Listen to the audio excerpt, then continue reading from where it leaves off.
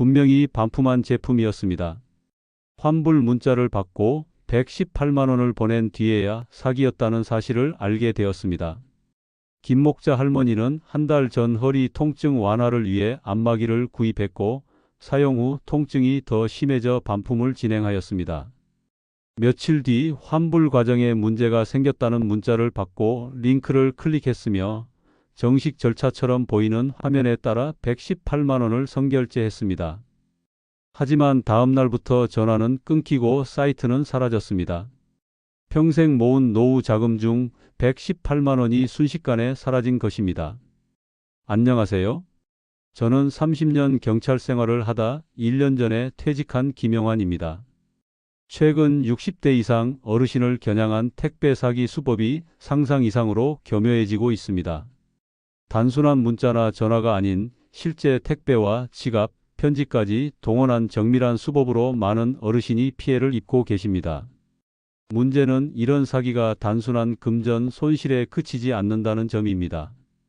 자녀에게 짐이 되지 않기 위해 모아둔 소중한 노후 자금이 문자 한 통, 택배 하나로 무너질 수 있다는 것입니다.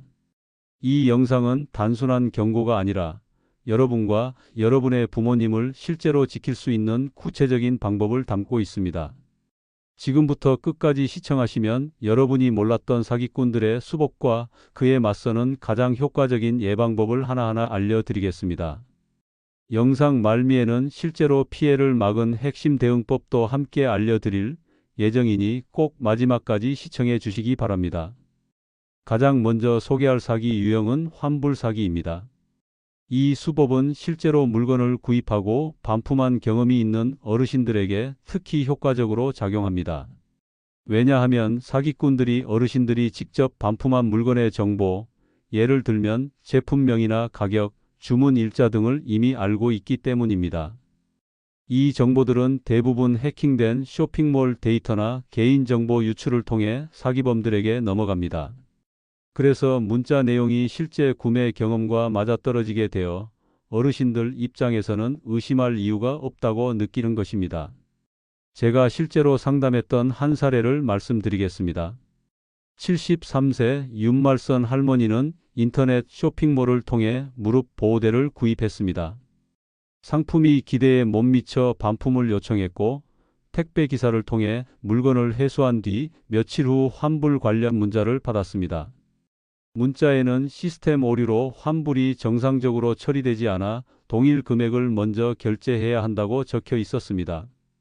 결제 링크도 함께 포함되어 있었고 화면은 쇼핑몰과 똑같은 디자인이었습니다. 윤 할머니는 별 의심 없이 5만 8천 원을 송금했고 이후 아무런 연락도 받지 못했습니다.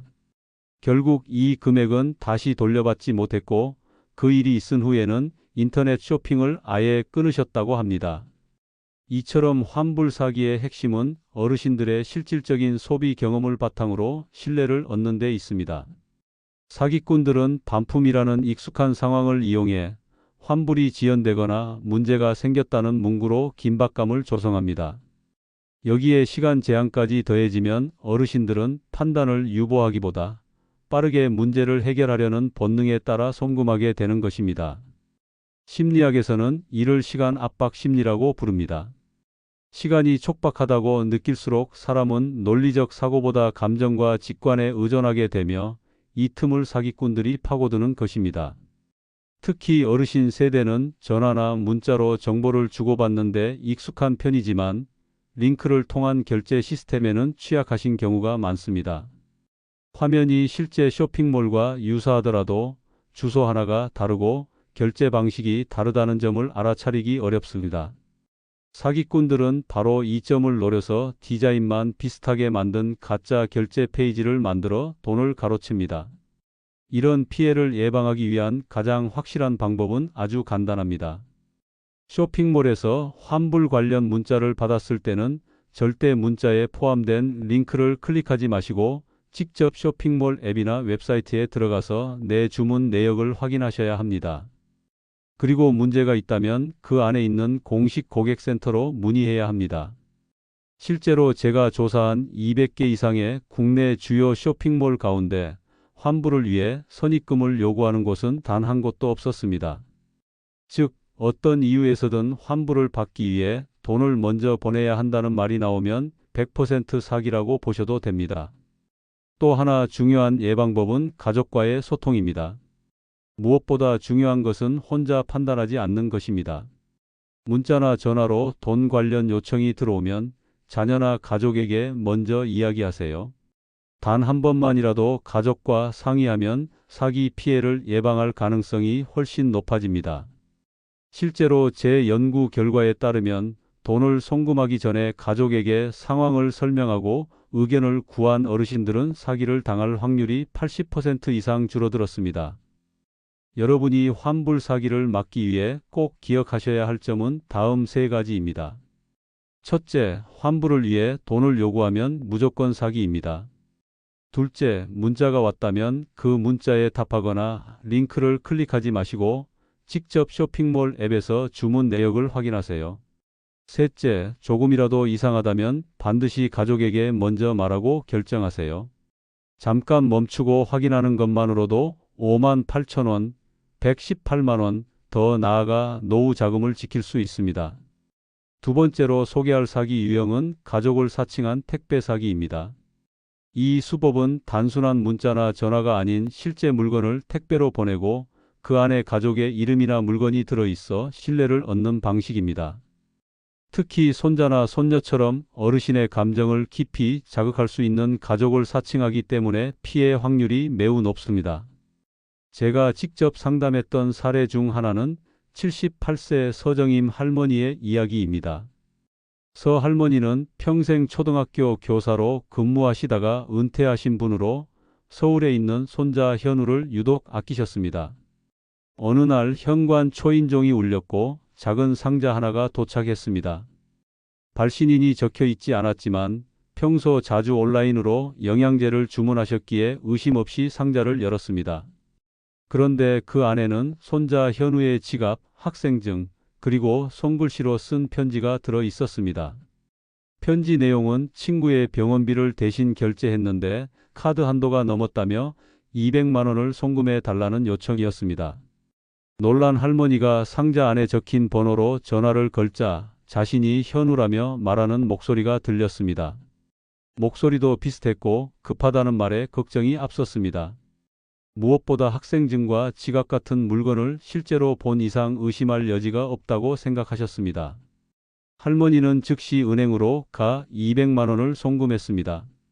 하지만 몇 시간 뒤 걱정이 되어 아들에게 전화를 하면서 상황이 뒤늦게 드러났습니다. 실제 손자 현우는 아무런 문제 없이 대학 기숙사에서 생활하고 있었고 그 상자 속 물건은 전부 조작된 것이었습니다.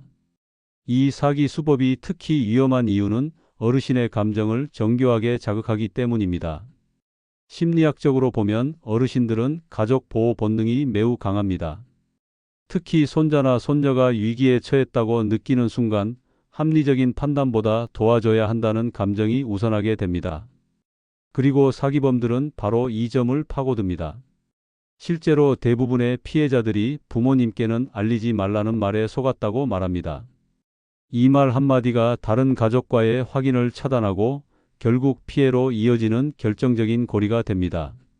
사기범들은 이런 감정 조작 외에도 다양한 방법으로 신뢰를 얻습니다.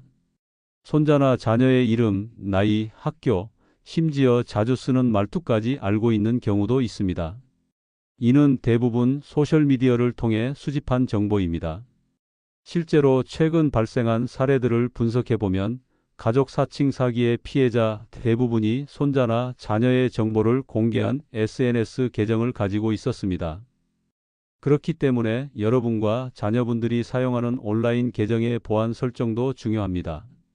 이런 사기를 예방하기 위해 가장 먼저 해야 할 일은 어떤 택배든 받기 전에 반드시 확인하는 습관을 들이는 것입니다.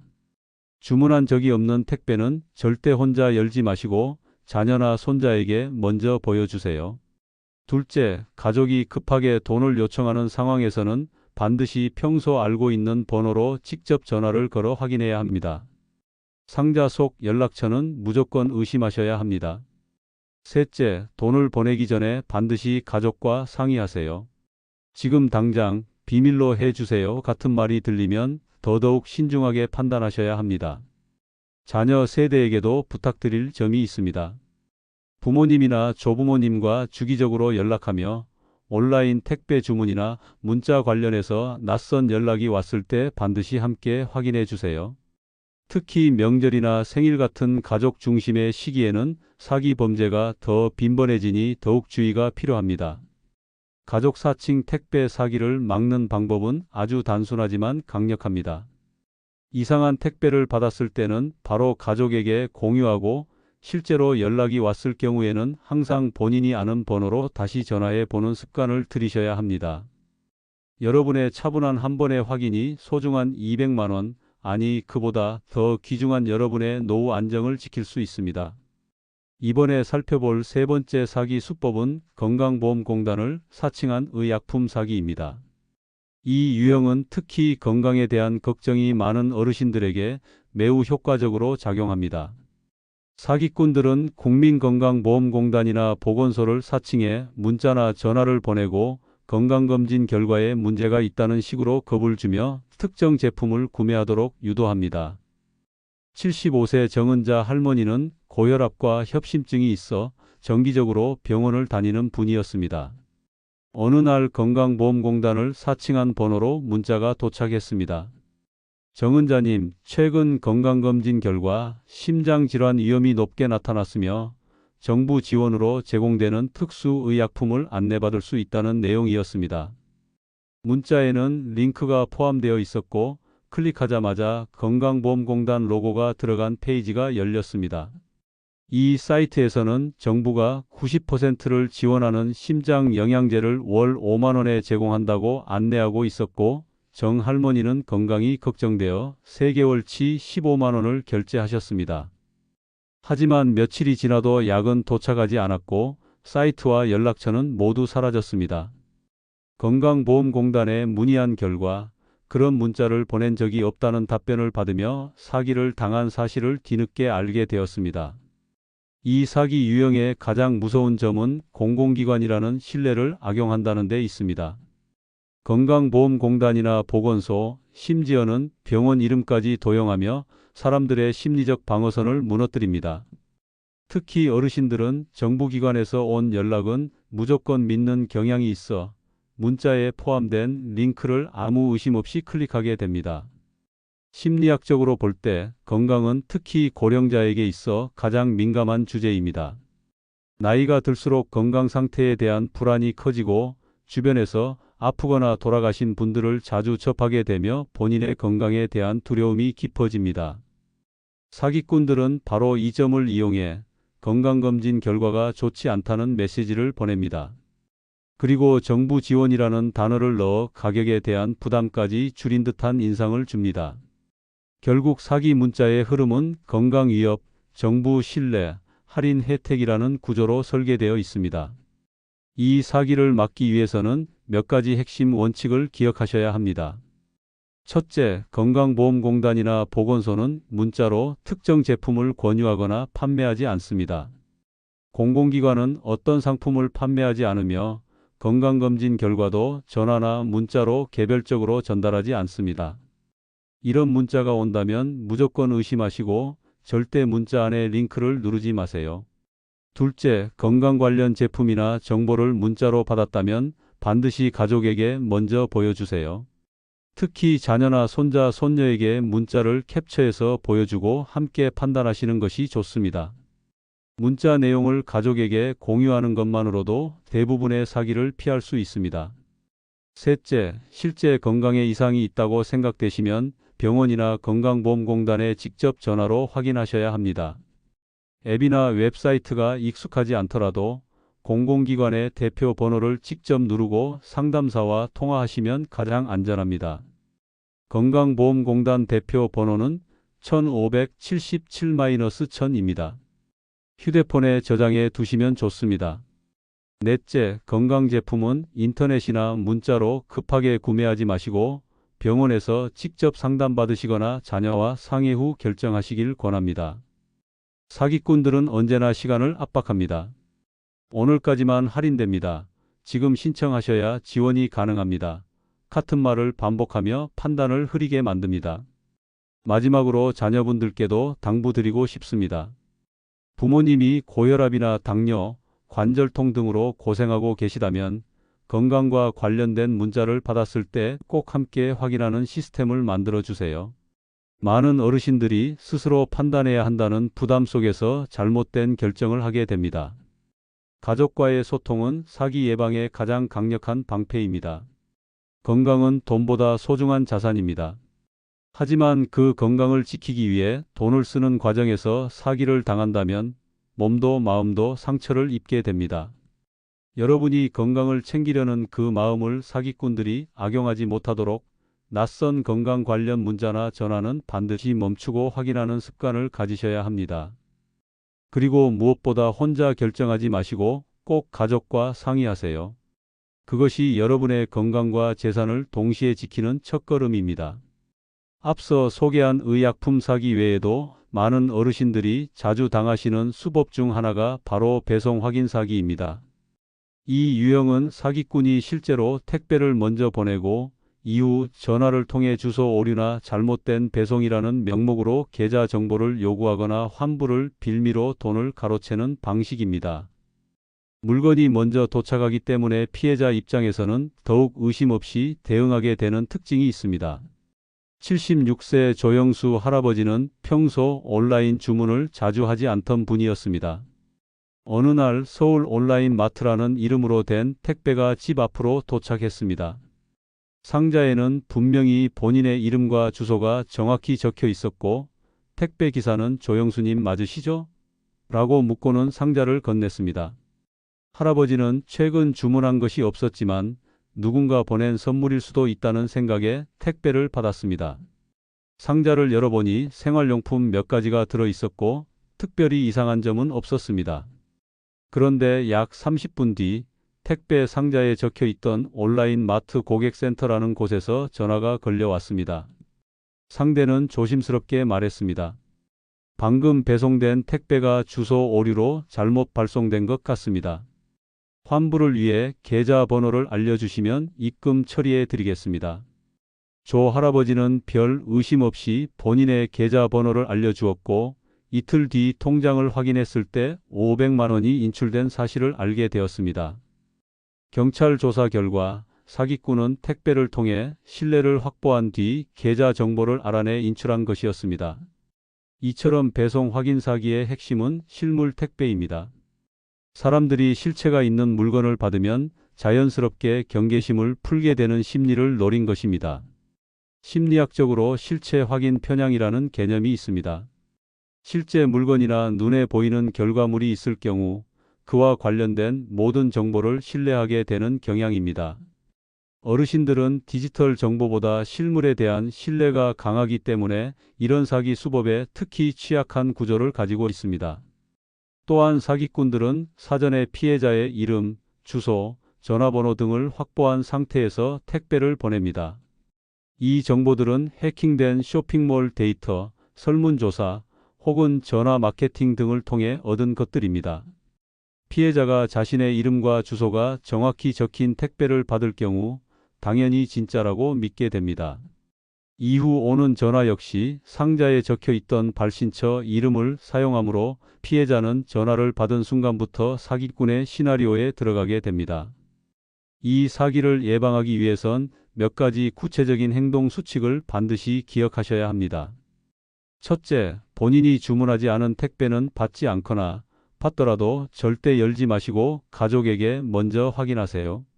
누가 보냈는지, 어떤 경로로 왔는지 불분명한 경우에는 택배회사 고객센터나 자녀에게 사진을 보내고 확인받는 것이 안전합니다.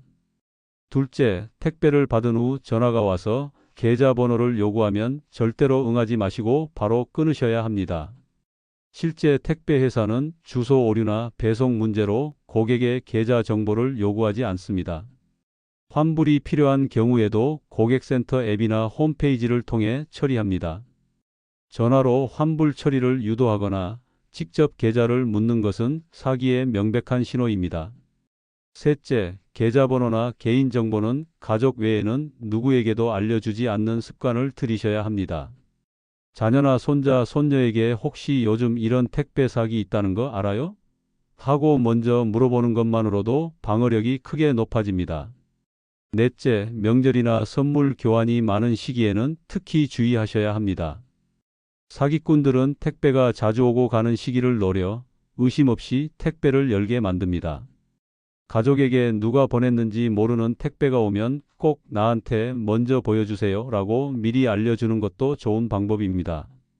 마지막으로 자녀 세대는 부모님이 평소 자주 이용하는 쇼핑몰 앱과 고객센터 번호를 미리 저장해 드리고 낯선 택배를 받으셨을 때 바로 연락할 수 있도록 주기적인 소통이 필요합니다. 특히 디지털 기기에 익숙하지 않은 어르신들에게는 앱 내 고객센터 진입 방법, 배송 조회 방법 등을 반복적으로 알려드리는 것이 중요합니다. 배송 확인 사기는 단순히 돈을 빼앗는 것을 넘어서 어르신들의 일상 속 경계심마저 무너뜨립니다. 여러분이 평소에 하지 않던 행동, 즉 모르는 택배를 받거나 전화로 개인정보를 제공하는 일은 절대 없어야 합니다. 잠깐의 확인이 여러분의 500만 원을, 아니 평생 아껴 모은 노후 자금을 지켜줄 수 있습니다. 마지막으로 꼭 짚고 넘어가야 할 사기 수법은 공공기관을 사칭한 보이스피싱입니다. 이 유형은 경찰청, 검찰청, 건강보험공단, 국세청, 심지어는 외교부와 대사관까지 다양한 정부기관을 사칭하며 매우 공포감 있는 목소리로 금전이나 개인정보를 요구하는 방식입니다. 어르신 입장에서는 정부기관에서 전화가 왔다는 사실만으로도 당황하게 되고 사기꾼들은 그 틈을 파고듭니다. 실제로 70세 김정순 할머니는 어느 날 검찰청을 사칭한 전화를 받았습니다. 전화기 너머의 목소리는 매우 차분하고 또렷했습니다. 자신을 서울중앙지검 수사관이라고 소개하며 김 할머니 명의로 개설된 통장에서 보이스피싱이 발생했고 지금 수사 중이라고 말했습니다. 이어서 김 할머니가 범죄에 연루되었을 수 있어 조사에 협조하지 않으면 계좌가 모두 동결될 수 있다고 설명했습니다. 그러면서 협조를 증명하기 위해 현재 보유한 예금 전액을 수사기관의 가상 계좌로 송금해야 한다고 말했습니다. 김 할머니는 겁이 나서 바로 은행으로 달려가 1,000만 원을 송금했고 이후 수사기관에서는 그런 사건이 없다는 사실을 알게 되었습니다. 공공기관 사칭 보이스피싱은 그 어떤 사기보다도 심리적 압박이 강력합니다. 심리학적으로 볼 때 권위 효과라는 개념이 있습니다.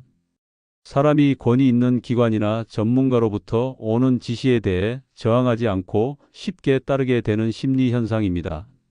사기꾼들은 이 심리를 악용해 마치 실제 수사기관에서 말하는 것처럼 말투를 정제하고 위압적인 어조로 대응합니다.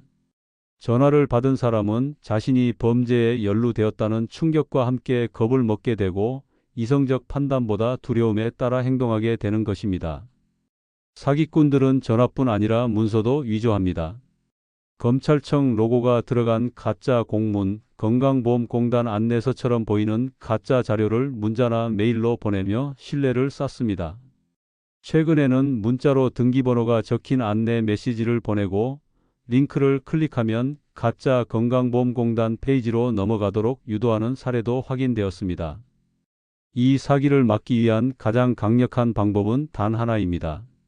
정부기관은 전화로 금전이나 계좌 이체를 요구하지 않습니다.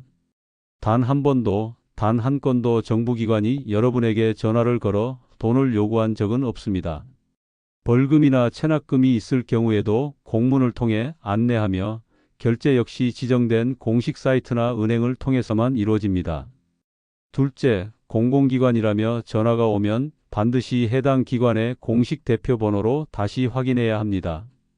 경찰청은 182, 건강보험공단은 1577-1000, 금융감독원은 1332번입니다. 이 번호들은 휴대폰에 미리 저장해 두시면 위급한 상황에 빠르게 연락할 수 있습니다.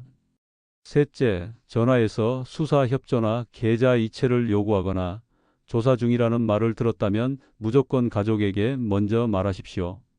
절대로 혼자 결정하지 마시고 자녀나 주변 사람에게 상황을 이야기하고 의견을 구하세요. 두려운 상황일수록 혼자 판단하면 잘못된 선택을 하게 됩니다. 넷째, 말투와 표현에 주의 깊게 귀를 기울이셔야 합니다. 실제 공무원이라면 지금 돈을 보내셔야 수사를 중단할 수 있습니다. 같은 표현은 절대로 사용하지 않습니다. 지금 협조하지 않으면 더 큰 불이익을 받을 수 있습니다. 와 같은 표현도 대부분 사기의 전형적인 대사입니다. 평범한 어르신이라면 평생 들어볼 일이 없는 말을 사용한다면 의심부터 하셔야 합니다. 마지막으로 자녀 세대는 부모님과 수시로 연락하며 이런 보이스피싱 수법에 대해 자주 알려드려야 합니다. 영상, 기사, 실제 사례를 함께 보면서 이런 전화 오면 무조건 끊으세요. 그리고 저한테 바로 전화 주세요 라고 습관처럼 말씀드려야 합니다. 실제로 사기 피해자의 절반 이상이 가족과 상의하지 않고 혼자 결정한 경우였습니다. 보이스피싱은 단순한 사기가 아닙니다. 심리와 정보를 모두 악용한 범죄이며 특히 어르신 세대에게는 위협적으로 다가옵니다. 여러분이 이성적인 판단을 하기 어려운 순간을 노려 평생 모은 돈을 빼앗아 갑니다. 하지만 기억하십시오. 진짜 정부기관은 절대로 전화로 돈을 요구하지 않습니다. 모르는 전화, 특히 겁을 주는 전화는 바로 끊으시고 꼭 가족과 상의하세요. 그것이 여러분의 돈과 마음, 그리고 자존심을 지키는 가장 확실한 방법입니다. 지금까지 어르신들을 노리는 5가지 택배 사기 수법을 살펴보았습니다.